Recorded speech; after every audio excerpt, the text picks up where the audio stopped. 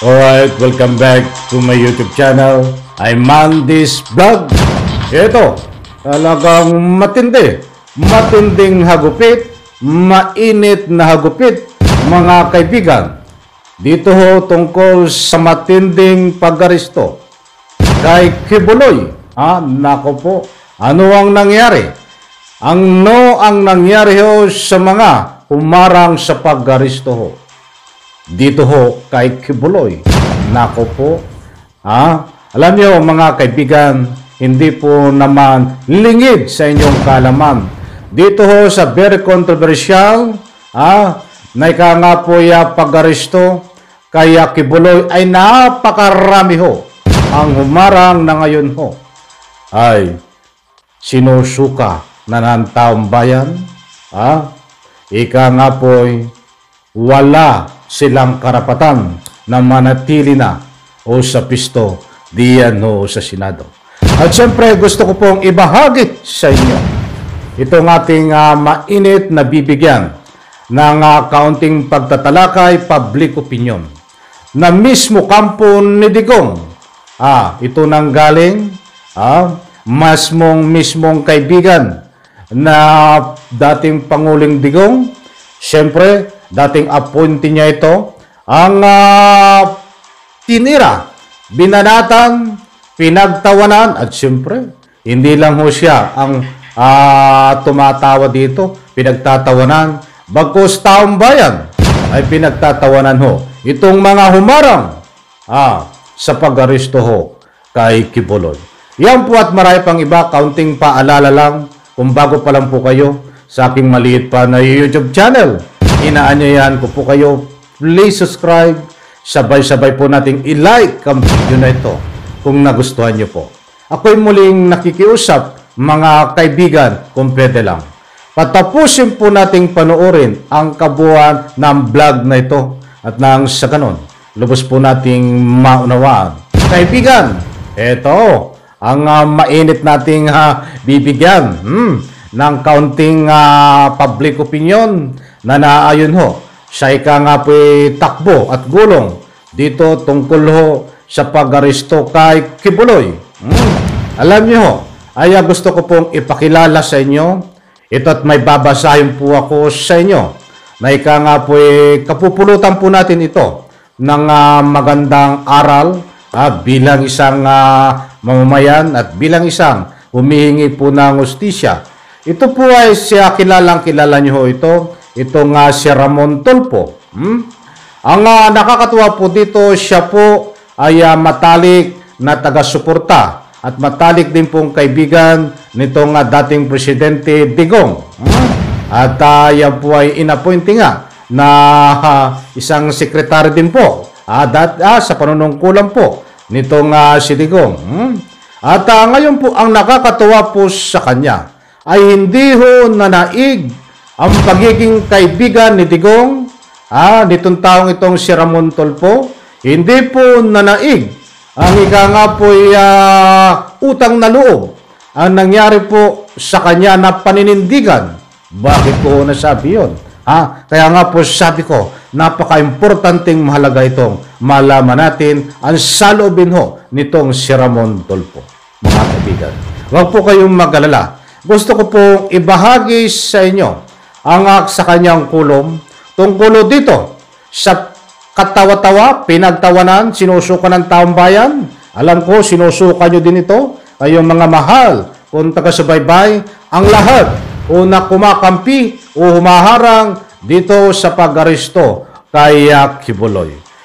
Gusto ko pong kung pwede samahan nyo ako at gusto kong ibahagi sa inyo itong salubin na binigay ho sa social media sa kanyang kulong ang kanyang pananaw nitong si Ramon Tulfo. Ito po, kung pwede pakinggan po natin at nasa ganun po, lubos po nating maunawaan at kapupulutan po natin ito ng aral. Ito, buhat po dito sa Abante, sa kulong po ni Ramon Tulfo at Tutok Tulfo.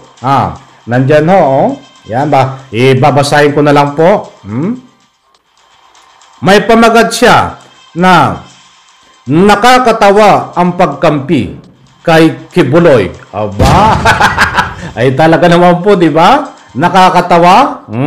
Mamaya po tayo magbibigay ng kaunting public opinion dito. Pagkatapos po nating mabasa ito lahat at gusto ko po ay napakinggan nyo muna lahat ito bago ako magbigay ng kaunting public opinion. Heto, dahil lang sa pagkakaibigan ay kinakampihan ng 4 na senador si Pastor Apollo Kibuloy na nasasangkot sa iba't ibang krimen sa bansa at maging sa Amerika.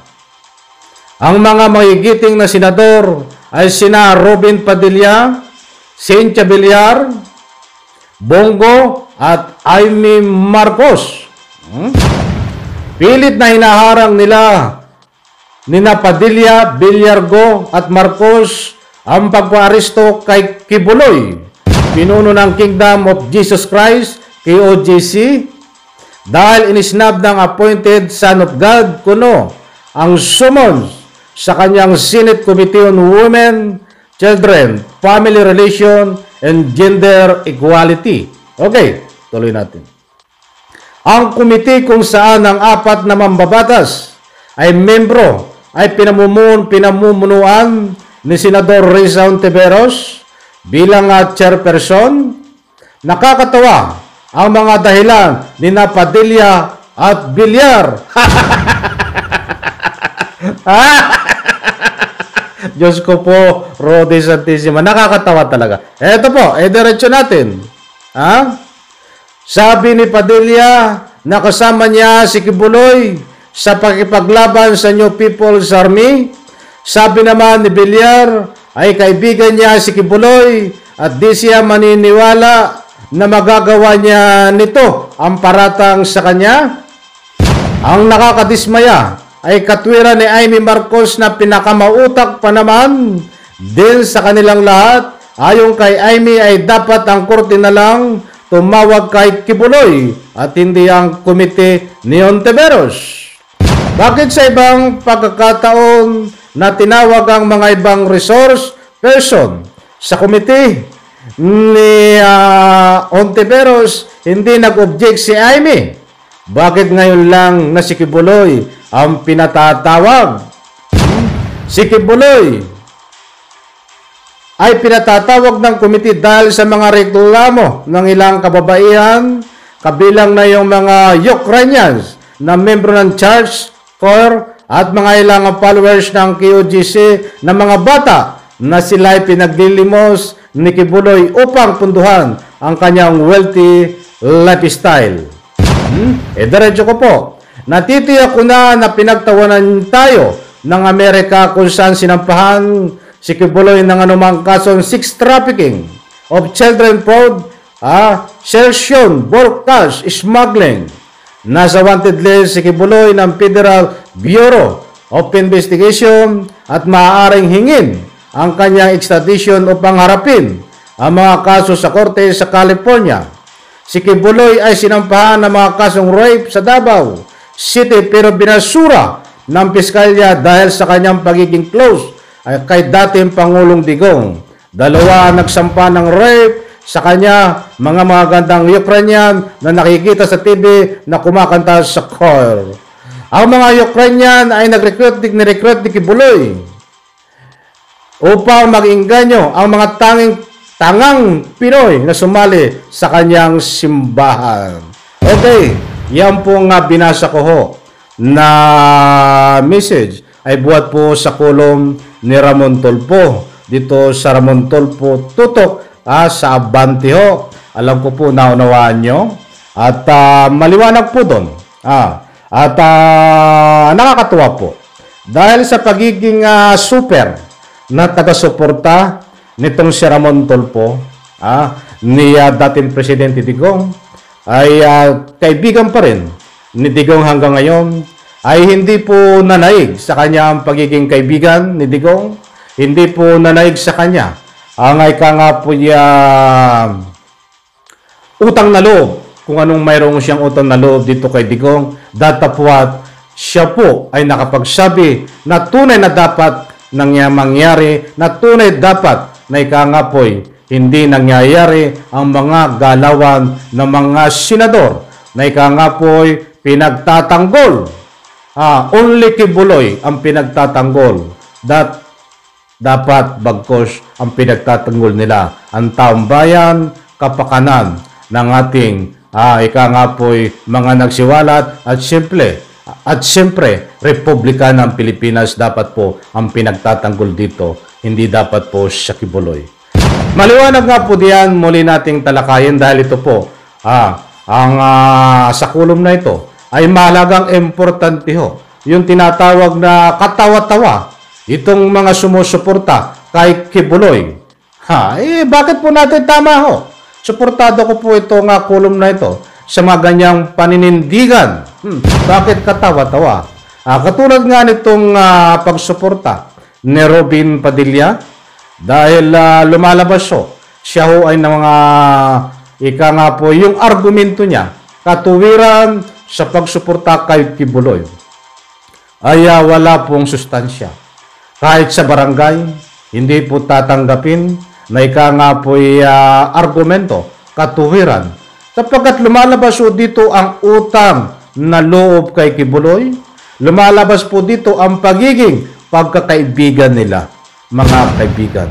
Lumalabas po sa katuwiran ni Robin Padilla ay ito'y ika nga po hindi dapat makulong itong si Kibuloy dahil nakipaglaban daw di umano sa mga komunista. Sabi nga nung mga iba, paano makikipaglaban yan? Sabi nga hindi naman nakipaglaban. Okay, nandun na tayo. Kahit ito nakipaglaban siya sa komunista. Pagbigyan na natin, mga mahal kong tagasunod. Sabihin natin nakipaglaban nga ito sa komunista. Alaban si Robin Padilla, kasama si Robin Padilla. Yan ba isang lisensya? Para ika nga po'y maligtas kahit gumawa siya ng anumang di umano ay kasalanan? Yan ba ay rason? Yun ang tanong. Kaya sabi ko nga, pinagtatawanan ng utak nito si Robin Padilla. Di ba mga kaibigan? Kung tatalakayin po natin ito, napakahaba. Dahil masarap pong talakayin ito. Kaya medyo pahapiyaw pa lang po yun. Aking mga banat dito kay Robin Padilla. Sa madaling salita, mga kaibigan, sabi ko nga, ay maganda ho. At napakaganda nga kultura sa ating kapwa Pilipino. Kaya hindi man senador, o ika nga po'y ordinaryong tao, ang ika nga po ay magbayad ka ng utang na loob. Dahil ikaw ho, may palabra de honor, maganda ang iyong uri ng pagkatao dahil tumutupad ka sa usapan, dito po sa usapin na ika nga po'y utang na loob. But katulad po ng isang senador ni Robin Padilla, hindi po maganda ang ika nga po'y pagbayad ng kanyang utang na loob, mga kaibigan, dito ho kay Kibuloy dahil nakakompromiso ang pisto niya sa gobyerno. Ang pisto niya sa gobyerno ang ginagamit ho ng pang-utang na loob na pambayad dito ho kay Kibuloy na dapat hindi po mangyari. Kung magbabayad man dapat siya ng utang na loob kay Kibuloy, mga kaibigan, ang gusto kong ipunto dito, huwag idamay ang posisyon sa gobyerno. Huwag gamitin ang posisyon sa gobyerno bilang isang senador na gamitin pambayad kay Kibuloy. Gumawa siya ng ibang paraan kung paano makakabayad siya ng ika nga po'y utang na loob, mga kaibigan. Kaya kung tayo po, alam ko po, matatalino kayo. Alam ko po, malawak ang inyong kaisipan. Kung susuriin po natin ang bawat galawan na lahat ho, na ika nga po'y humarang na mga senador na sa pag-aresto dito ho kay Kibuloy, ang lahat pong kanyang mga galawan ay bayad ho. Bayad ang lahat kanilang galawan. Bakit ko nasabing bayad? Bayad po. Yan po ay pambayad. Papunta po dyan kay Kibuloy sa pamamagitan po ng utang na loob. Kaya doon po pumapasok na lahat po ng galawan nitong mga senador na ika nga po pinagtanggol si Kibuloy ay pawang bayad, mga kaibigan, sa pamamagitan po ng pagbayad ng utang na loob diyan kay Kibuloy. Okay, maraming mahaba na po. Pasensya na. Nabiting kayo at nabiting din ako. Bigyan po natin ng parto ito. Diyan po sa comment section. Isang like lang po. At syempre, huwag niyo pong kalimutan ang public opinion bilang pagsuporta dito sa ating pinaglalaban sa ika nga po pagbigayan ng tama na hustisya sa mga biktima